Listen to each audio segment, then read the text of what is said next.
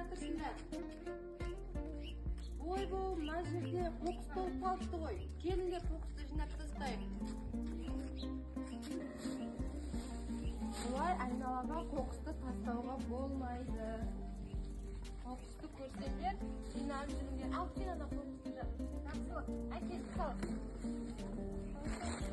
Сал,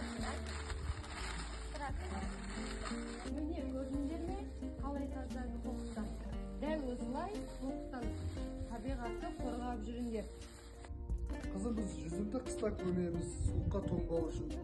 Сосын көктемде осылай ашамыз. Ол жүзім ертең күшті болып жеміс беру үшін біз оны бір-біріне кедергі келтірмейтіндей етіп, осындай ағаштарға байлауымыз керек. Жүзім өрмелеп өсетін өсімдік. Қане, қолыңды ажытты бере. Енді салып болғасын ботасын айырамыз. Жүр,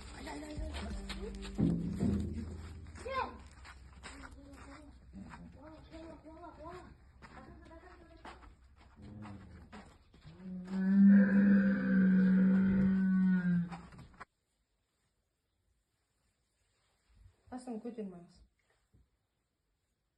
Көтермейді. Кішкене.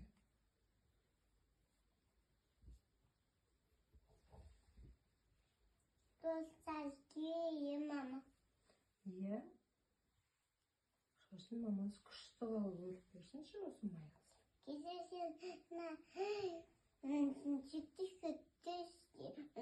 дасында ойып келмедің ғой? Өріп берем ғой, сен күшті қалып. Қазір ұзату тойға барасың, иә? Иә.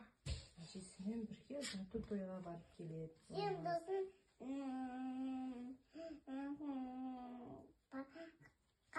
қандай тойға барасың?